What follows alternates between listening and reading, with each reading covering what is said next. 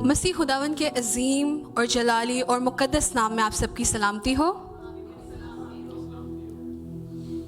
सबसे पहले मैं खुदा बाप की शुक्रगुजार हूँ कि उसने मुझे अपने फ़ज़ल के बाइस इस काबिल समझा कि मैं आप सबके बीच में आज कलाम की मुनादी कर सकूँ।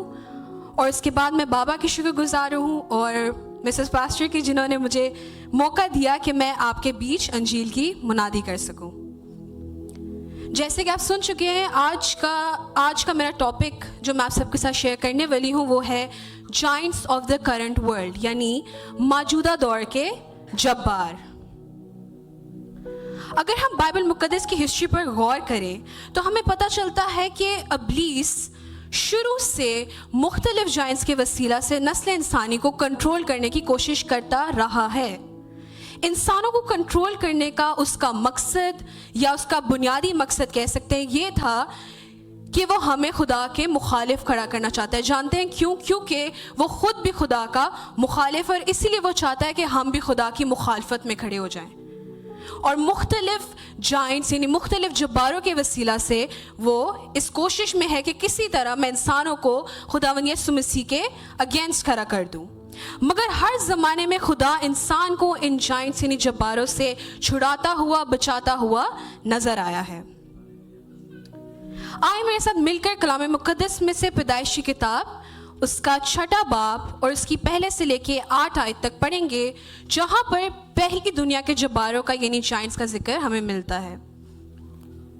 जब रुए ज़मीन पर आदमी बहुत बढ़ने लगे और उनके बेटियां पैदा हुईं, तो खुदा के बेटों ने आदमी की बेटियों को देखा कि वो खूबसूरत हैं और जिनको उन्होंने चुना उनसे ब्याह कर लिया। तब खुदावंद ने कहा कि मेरी रूह इंसान के साथ हमेशा मज़ाहमत ना करती रहेगी, क्योंकि वो भी तो बशर है, तो भी उसकी उम्र 120 बरस की होगी। उन दिनों में ज़मीन पर जब्बार थे, और बाद में जब खुदा के बेटे इंसान की बेटियों के पास गए तो उनके लिए उनसे औलाद हुई। यही कदीम ज़माना के सूरमा हैं जो बड़े नामवर हुए हैं। और खुदावंद ने देखा कि ज़मीन पर इंसान की बदी बहुत बढ़ गई और उसके दिल के तसव्वुर और ख्याल सदा बुरे ही होते हैं। तब खुदावंद ज़मीन पर इंसान को पैदा करने से मलूल हुआ और दिल में गम किया। और खुदावंद ने कहा कि मैं इंसान को जिसे मैंने पैदा किया रुए ज़मीन पर से मिटा डालूंगा, इंसान से लेकर हैवान और रेंगने वाले जानदार और हवा के परिंदों तक, क्योंकि मैं उनके बनाने से मलूल हूँ। मगर नूह खुदावंद की नज़र में मकबूल हुआ। आमीन। मेरे साथ एक और हवाला निकालेंगे, गिनती की किताब उसका 13वां बाब और उसकी 31 से लेकर 33 आयत तक पढ़ेंगे, जहाँ पर इन्हीं जब्बारों का एक बार फिर हमें जिक्र मिलता है। लेकिन जो और आदमी उसके साथ गए थे वो कहने लगे कि हम इस लायक नहीं हैं कि उन लोगों पर हमला करें, क्योंकि वो हमसे ज़्यादा जोरावर हैं।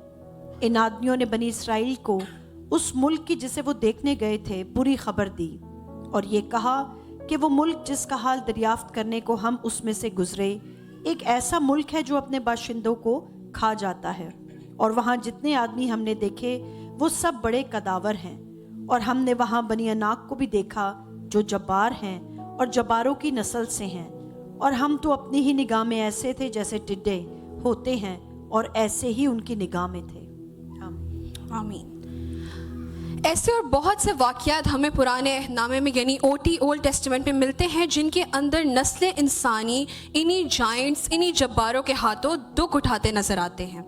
अगर आपको याद हो तो पिछले हफ्ते हमने जाति जूलियत और दाऊद की कहानी के बारे में देखा और सुना कि जाति जूलियत जो इन्हीं जायंट्स यानी जब्बारों की नस्ल में से था, उसने किस तरह से बनी इस्राएल के ऊपर अपना डर और खौफ बिठाया हुआ था। इस कदर डर और खौफ था कि कोई एक शख्स भी पूरी कौम में से इस काबिल ना था कि उससे जाके लड़ सके।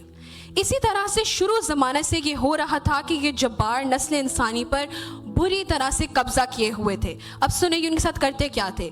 ये उनसे ज़बरदस्ती शादी करते, उनको अपना गुलाम बनाते, उन पर जुल्म सितम करते, उनको मारते पीटते और ज़रूरत पड़ने पर इन्हीं इंसानों को जिंदा भी खा जाते। اگر ہم بک آف انوک کی اسٹڈی کریں تو ہمیں پتہ چلتا ہے کہ انسانوں نے خدا سے فریاد کی, دعا کی کہ ان جباروں سے ہماری جان چھڑا, کیونکہ وہ برے طریقے سے ان کے قبضہ میں تھی. کچھ ببلیکل اسکالرس کے مطابق نوح کا طوفان انہی جائنٹس کو روح زمین سے مٹانے کے لیے بھیجا گیا. مگر آج سیکھنے والی بات کیا ہے؟ سیکھنے والی بات یہ ہے کہ اس گناہ گار دنیا میں جہاں ہر جگہ گناہ تھا, جدھر دیکھو گناہ تھا, اس کے بیچ میں بھی ایک شخص تھا جو خدا کی نظر میں ہم نے پڑھا مقبول ٹھہرا, راست باز ٹھہرا, اور وہ تھا مرد خدا نوح اپنے گھرانے سمیت اس پوری گناہ گار دنیا میں کیا ٹھہرا؟ راست باز, مقبول ٹھہرا, جو خدا سے پیار کرتا تھا, گناہ سے نفرت کرتا تھا اور جانتا تھا کہ ان جائنٹس, ان جباروں سے کس طرح سے لڑنا ہے, ان کے اوپر کس طرح سے اپنے آپ کو بچانا ہے. اسی لیے وہ خدا کی نظر میں مقبول ٹھہرا. یاد رہے کہ ابلیس ہم سے زبردستی گناہ نہیں کروا سکتا. یہ سیکھنے والی بات ہے. ہم جب بھی کوئی گناہ کرتے ہیں ہم ابلیس پر ڈالتے ہیں, لیکن ایسا نہیں ہے کہ وہ خود ہم سے گناہ کرواتا ہے. ٹھیک ہے, گناہ ابلیس کی طرف سے, لیکن جب تک گناہ کرنے میں آپ کی اپنی مرضی, آپ کی اپنی ول شامل نہ ہو, تب تک ابلیس آپ سے گناہ نہیں کروا سکتا. آپ کی اپنی ول شامل ہوتی ہے, اس وجہ سے آپ گناہ کرتے ہیں. کیا نوح کے زمانہ میں جباروں نے نوح پر قبضہ کرنے کی کوشش نہیں کی ہوگی؟ وہ بھی انسان تھا ہماری طرح, لیکن اس کے حق میں کیا لکھا ہے کہ وہ خدا کے ساتھ ساتھ چلتا تھا, مگر باقی دنیا خدا کے ساتھ نہیں چلتی تھی, اور اسی کے باعث وہ ان جباروں, ان جائنٹس کے ساتھ ہلاک کر دی گئی. مگر نوح اپنے گھرانے کے ساتھ, اپنے گھرانہ سمیت اس طوفان میں بچایا گیا. اگر ہم نیو ٹیسٹمنٹ کے اندر 4 گاسپلز کی اسٹڈی کریں تو ہم دیکھ سکتے ہیں کہ یسوع مسیح خداوند نے کرنٹ ورلڈ کو نوح کے زمانہ سے تشبیہ دی ہے, یعنی کمپیئر کیا ہے, جس کا مطلب یہ ہے کہ جس طرح سے نوح کے زمانہ میں جائنٹس کو, یعنی جائنٹس کا انسانوں پر قبضہ تھا, اسی طرح سے آج کے زمانہ میں بھی ابلیس نے مختلف جائنٹس کے وسیلہ سے ہم پر قبضہ کر رکھا ہے. مگر سمجھنے والی یا سیکھنے والی بات یہ ہے کہ کرنٹ ورلڈ کے جائنٹس فزیکل یعنی جسمانی طور سے اس دنیا میں موجود نہیں ہیں, بلکہ ابلیس نے سوشل میڈیا اور انٹرنیٹ کے وسیلہ سے ایسے کئی جائنٹس پیدا کر دیے ہیں جو ہماری زندگی میں قبضہ کرتے ہیں ہمارے اوپر. جس طرح سے مثال کے طور پر ڈارک ویب ایک جائنٹ ہے جس کے ذریعے سے ابلیس اس دنیا میں مختلف انلیگل اور برے کام کرتا ہے. اسی طرح سے فیس بک ایک جائنٹ ہے اگر آپ اس کا غلط استعمال کر رہے ہیں. ٹک ٹاک ایک جائنٹ ہے اگر آپ اس کا غلط استعمال کر رہے ہیں. انسٹاگرام, یوٹیوب, ٹویٹر, یہ سب آپ کی زندگی میں ایک جائنٹ ہے, لیکن تب تک جب تک آپ اس کا نیگیٹو یا غلط استعمال کریں. ابلیس کے لیے ہر چیز کا اچھا استعمال بھی ہو سکتا ہے. جیسے ہمارے اپنے چرچ کا فیس بک پہ پیج ہے, یوٹیوب پہ ہمارا چینل ہے, جس کو ہم پازیٹیو وے میں یوز کر رہے ہیں, ہم اس کا نیگیٹو استعمال نہیں کر رہے, جس کا مطلب ہمارے لیے ایک اچھا سورس ہے خدا کے کلام کو پھیلانے کے. لیکن کسی بھی چیز کا نیگیٹو یوز, یاد رکھیں, آپ کی زندگی میں آہستہ آہستہ آپ کا جائنٹ بن جاتا ہے. آج ابلیس اس میڈیا کے وسیلہ سے پوری دنیا کو کنٹرول کر رہا ہے. 2016 سے لے کے 2018 کے دوران انٹرنیٹ کے اوپر ایک گیم شروع کی گئی جس کا نام تھا بلو ویل چیلنج, جس کے ذریعہ سے ینگ بچوں کے مائنڈ کو کنٹرول کیا جاتا اور اس گیم کے آخر میں ان کو پرووک کیا جاتا کہ وہ اپنے آپ کو نقصان پہنچائیں, یعنی سیلف ہارم کی طرف ان کو لے کے جایا جاتا. اور ایک ریسرچ کے مطابق 200 سے زیادہ لوگوں نے اس گیم کے دوران سوسائڈ بھی کمٹ کی. انٹرنیٹ کے ایسے اور بہت سے میڈیم ہیں جن کے وسیلہ سے انسانوں کو ایموشنلی, یعنی کہ آپ کے جذبات کو کنٹرول کیا جاتا ہے, کیونکہ یہ تمام میڈیمز ابلیس کے ہیں, ابلیس کی طرف سے کرنٹ ورلڈ کے جائنٹس ہیں. یہ جائنٹ سوشل میڈیا کے وسیلہ سے کیا کیا پھیلاتے ہیں. آج بہت کامن ٹرمز بن گئی ہیں یہ سارے ٹین ایجرز اور ینگ لوگوں کے بیچ میں, depression, anger, sadness, loneliness, fear اور اسی طرح کی اور بہت سی چیزیں آج کل کے زمانے میں بہت عام ہیں. میں ڈپریشن کا شکار ہوں, یا میں فار ایگزامپل مجھے بہت زیادہ لونلینس فیل ہوتی ہے, مجھے ڈر لگ رہا ہے. کیوں؟ یہ چھوٹی چھوٹی چیزیں جن کو ہم اگنور کرتے ہیں, یاد رکھیں آپ کی زندگی کا جائنٹ ہے جو آپ کی زندگی میں قبضہ کر رکھے ہیں.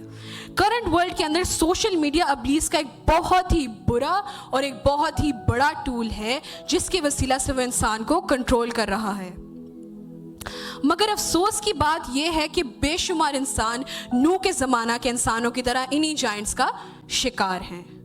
مگر خدا یہ چاہتا ہے ہم سے آج کے راس پاس نوح کی طرح موجودہ دنیا میں اگر ہم خدا کے ساتھ ساتھ چلتے رہیں تو جس طرح سے وہ اور اس کا گھرانہ اس پوری دنیا میں بچایا گیا, ہم بھی آخری عدالت کے دن بچائے جائیں گے. ہاللیلویا. کلام